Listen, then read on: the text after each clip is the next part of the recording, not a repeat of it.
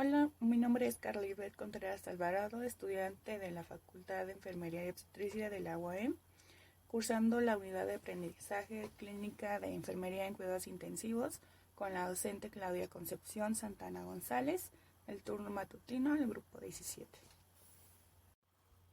En esta ocasión veremos la unidad 6, paciente crítico con proceso gástrico metabólico. Contenido: Unidad 6, paciente crítico con proceso gastrometabólico. 6.1. Participación de enfermería en la administración y de nutrición enteral y parenteral.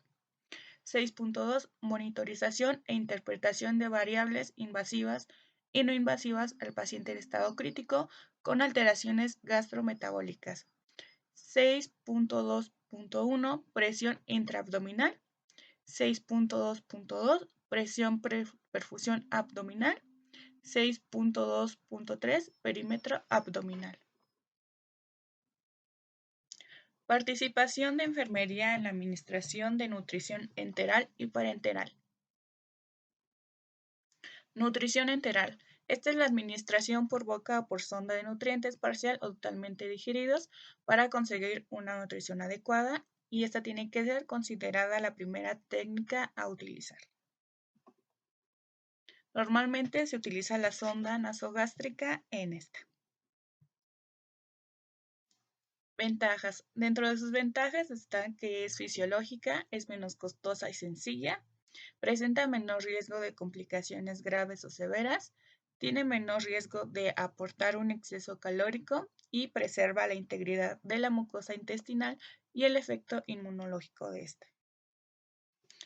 Indicaciones. Dentro de sus indicaciones, pues son candidatos a recibir soporte nutricional artificial los pacientes normonutridos que no van a ingerir alimentos en 7 o más días, pacientes con pérdida de un 10% de peso corporal en 3 meses de una causa desconocida, y pacientes con enfermedad aguda intercurrente que impide la ingesta adecuada de las kilocalorías diarias necesarias durante 7 o más días.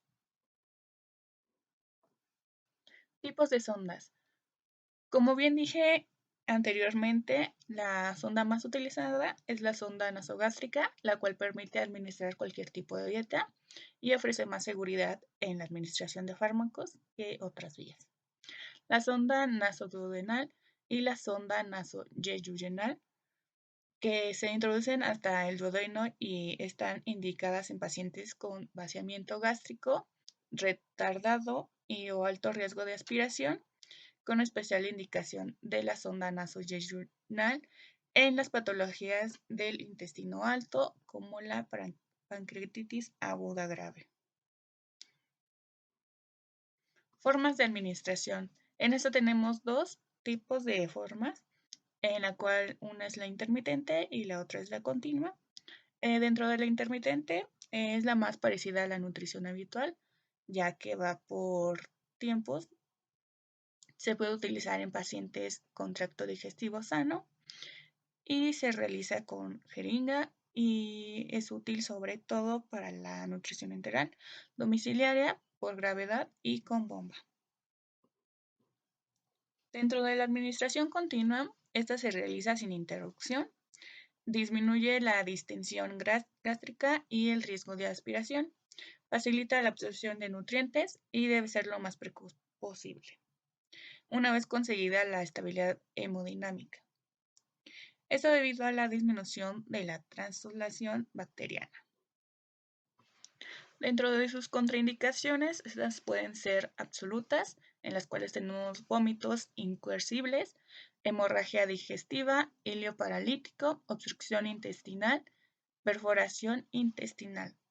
Dentro de las relativas tenemos lo que son las fístulas yeyunales altas, enfermedad inflamatoria intestinal en fase aguda, el síndrome del intestino corto con intestino remanente inferior a 50 centímetros, pancreatitis aguda grave. Y en sus complicaciones tenemos las complicaciones mecánicas, en la cual puede haber un retiro accidental de la sonda, puede haber obstrucción, malestar o molestias nasofaríngeas lesiones por decúbito, por ejemplo, las erosiones y necrosis de las narinas, ulceraciones o estenosis esofágicas, fugas alrededor del estómago con irritación cutánea, etc.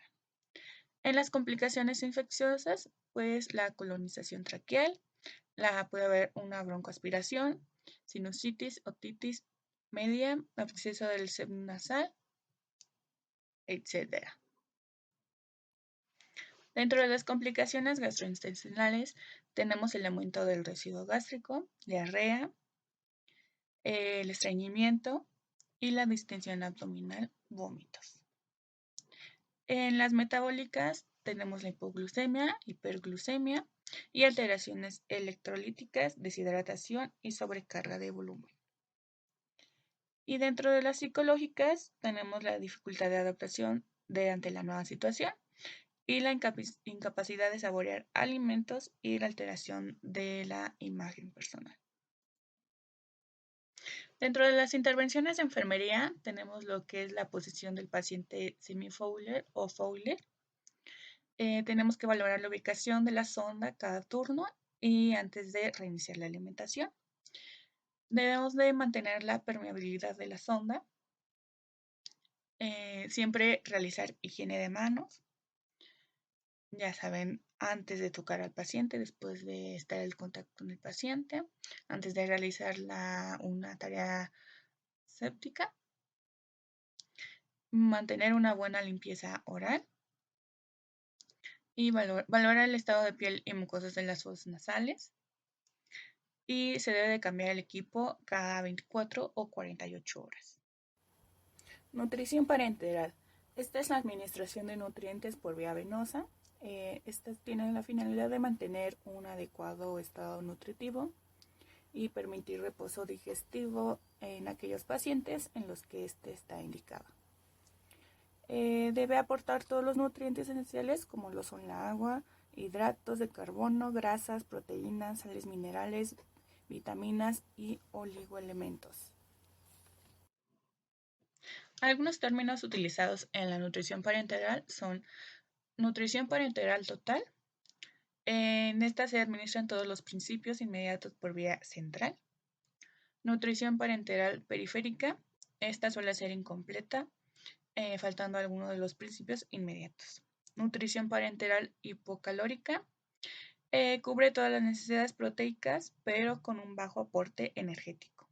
Nutrición parenteral suplementaria. Cuando completa la vía oral o enteral. Y la nutrición parenteral domiciliaria. Indicaciones. Dentro de sus indicaciones, pues esta está indicada en todo paciente que no pueda, no deba o no quiera ingerir alimentos por vía digestiva. En los pacientes que deben permanecer en ayuno absoluto durante un máximo de 7 días. Pacientes que presentan un estado hipercatabólico secundario a su patología base. Pacientes desnutridos que no pueden o no quieren nutrirse por vía digestiva. Pacientes con patología crónica y descompensación aguda. Y la nutrición parenteral debe ser considerada en pacientes con nutrición enteral que no alcancen el requerimiento calórico mínimo del 60% entre el día 7 y 10. Dentro de las complicaciones podemos tener los niveles de glucosa anormales, puede haber problemas de hígado, cambios en los electrolitos, deficiencias vitamínicas o minerales y problemas relacionados con el catéter, como la infección o trombosis o obstrucción. Dentro de las intervenciones de enfermería para la nutrición parenteral, tenemos que realizar el control de líquidos. Esto es indispensable para diferenciar la ganancia de peso por acúmulo de estos.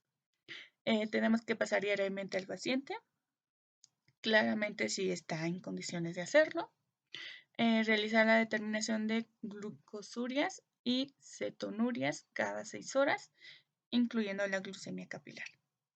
Verificar siempre los signos vitales cada 4 horas y vigilar la aparición de hiper o hipoglucemia, volumen urinario y trastornos metabólicos para la evaluación del paciente y su corrección. De igual manera, se tiene que vigilar los resultados de las pruebas de laboratorio.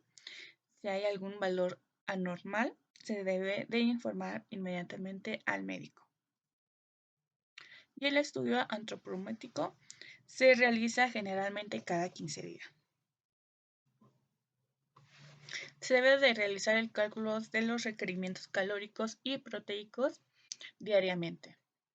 Disminuir el flujo del goteo de la infusión cuando ya esté por suspenderse. Esto puede ser durante 24 horas o bien de 4 a 6 horas, cuando el paciente esté recibiendo carbohidratos por vía oral. Con esta medida se disminuye el riesgo de que el paciente presente hiperinsulinemia e hipoglucemia. Es indispensable vigilar la deficiencia de minerales, vitaminas y exceso de los mismos minerales. 6.2 Monitorización e interpretación de variables invasivas e no invasivas al paciente en estado crítico con alteraciones gastrometabólicas. 6.2.1 Presión intraabdominal. Esta es la presión en estado pasivo de la cavidad abdominal, con cambios durante la ventilación mecánica o espontánea, los cuales pueden causar un aumento durante la inspiración o disminución durante la respiración. Su valor normal es de 5 milímetros de mercurio, pero esta puede ser sustancialmente mayor en el paciente con obesidad mórbida o en el periodo postoperatorio. Dentro de sus indicaciones, está indicada en pacientes politraumatizados, en postoperatorio de cirugía abdominal compleja, en la pancreatitis aguda. Dentro de la presión intraabdominal existe la hipertensión intraabdominal, la cual, si la presión intraabdominal es mayor a 10 milímetros de mercurio, se dice que hay una hipertensión intraabdominal. Así como el síndrome compartimental agudo, en el cual si hay una presión intraabdominal mayor a 20, más la disfunción orgánica, existe la posibilidad de alteraciones respiratorias, hemodinámicas, renales, hepáticas y o cerebrales. Y aquí tenemos una tabla en el cual nos dice los grados de hipertensión intraabdominal. El grado 1, en su valor en milímetros sobre mercurio, es de 12 a 15, del grado 2 es de 16 a 20, del grado 3 es del 21 al 25 y el grado 4 es mayor a 25 milímetros de mercurio. Material y procedimiento. El material que necesitaremos sería: sobre el sondaje vesical del paciente, necesitaremos una sonda tipo Foiler, lubricante, desinfectante, guantes estériles, paño estéril, bolsa recolectora de orina con grifo, agua bidestilada, una jeringa de 10 milímetros y gasas estériles. Dentro del equipo para medición de presión venosa central, un soporte de suero, pinzas de hemostasia, suero fisiológico de 500 mililitros, guantes y una llave en Y.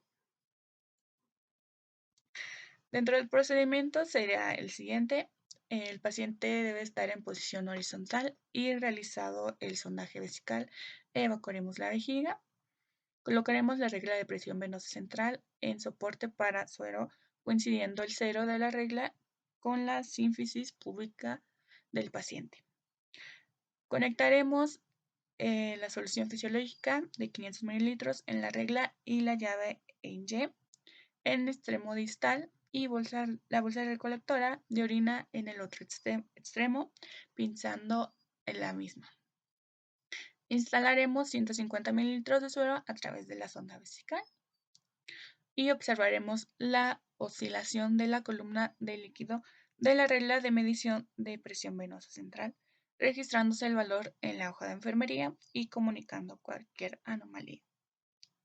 Para finalizar, retiraremos la pinza y dejamos salir el líquido instalado en la vejiga anteriormente. En sus cuidados de enfermería y o intervenciones de enfermería, va a ser el cambiar el equipo cada 48 horas, controlar los signos vitales antes y después de la medición para detectar alteraciones, y la medición del perímetro abdominal con frecuencia para detectar cambios, marcando sitios de referencia para no encontrar datos erróneos. 6.2.2 Presión de perfusión abdominal. Esta ha sido propuesta como predictor de perfusión visceral y una meta de resucitación en el paciente crítico. La presión de perfusión abdominal se obtiene de la diferencia de la presión arterial media menos la presión intraabdominal, y su valor normal es igual o mayor a 60 milímetros de mercurio. 6.2.3 Perímetro abdominal. Esta es una medida antropométrica utilizada principalmente para establecer el nivel de tejido graso que presenta una persona. Esta se ha relacionado su medición en múltiples estudios como un indicador de riesgo de enfermedades metabólicas y obesidad. Es un indicador que permite medir el volumen de grasa visceral o central y el riesgo de obesidad androide. El método o técnica para medir el perímetro abdominal será el siguiente. Se debe de tomar el punto medio entre el punto más alto de las crestas ilíacas y la última costilla. Tenemos que ver que nuestro paciente tenga los pies juntos, tenga una respiración normal y que esté parado enfrente de nosotros. Y se tomará la medida durante la exhalación. Factor de riesgo de enfermedades crónico-degenerativas. En las mujeres, el tener un mayor de 85 centímetros de perímetro abdominal incrementa el riesgo, y en hombres es el mayor a 95 centímetros su perímetro abdominal. Y aquí están las referencias de donde se sacó la información.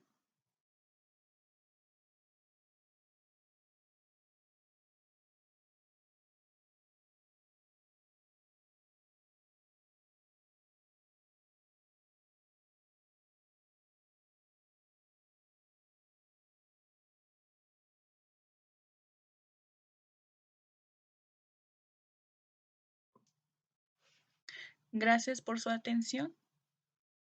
Esto sería.